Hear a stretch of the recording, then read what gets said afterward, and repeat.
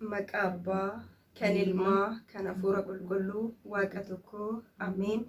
Jaallatamtootaa fi kabajamtoota maatii waaqayyoo hundumti keessaniyyuu biyya garagaraa bakka garagaraatti argamtanii maqaa waaqayyo gooftaa keenyaatiin akkam jirtu akkam yoo nageessan baga ayyaana waggaa ergamaa waaqaa qulqulluu Gabri'eelitiin isin ga'e warri baga geessan jettan baga walumaan iyyuu ga'e akka fedhaa feeyyamaa waaqayyootti ergamaa gammachuu Gabri'eelii jechaa waliin faarfanna. Faarfachuudhaafi tokkummaa fi sadummaa Sillaaseetti amannee ni faarfanna. Ergamaa gammachuu Gabri'eel nuti si waammannaa nu duukaa ta'i. Ergamaa gammachuu Gabri'eel nuti si waammannaa nu faana ta'i. Ergamaa gammachuu Gabri'eel nuti si waammannaa nu duukaa ta'i. Ergamaa gammachuu Gabri'eel nuti si waammannaa nu faana ta'i.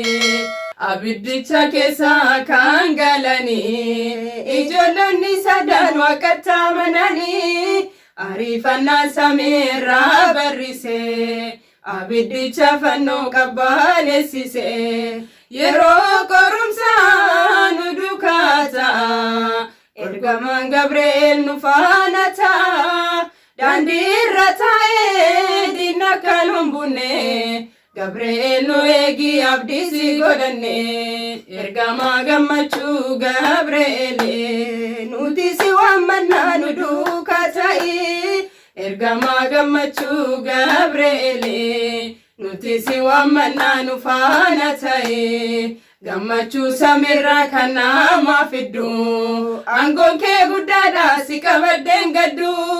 Nuti si waamna ergamaa ramaa bakka hirruu keenya siin guutama. Ijoollee waaqayyoo kan jajjabeessu kan ergamee dhufee nu gargaaru har'aa si waamna nu eebbisi. Abdii nu eegi nu jajjabeessi.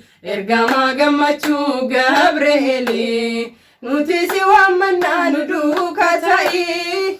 Ergamaa gammachuu Gabri'eel nuti si waammannaa nu faana ta'i. Waaqa tolfamaadha hin sagannu jedhan bishaan bulluqattis gadi darbatama. Ergameeni dhufee waaqa biraa isaanis ni oolchee goromsicharraa. Warra waamu hundaa kan jajjabeessu bakka haaromsaatti namaan dagatu. Eegumsi kemdi nurraa addaan hin ba'e yaa ergamaa ifaa nurraa fagaatini. Ergamaa gammachuu Gabri'eel nuti si waammannaa nu duukaa ta'i. Ergamaa gammachuu Gabri'eel nuti si waammannaa nu faana ta'i. Ergamaa gammachuu Gabri'eel nuti si waammannaa nu duukaa ta'i. Ergamaa gammachuu Gabri'eel nuti si waammannaa nu faana ta'i.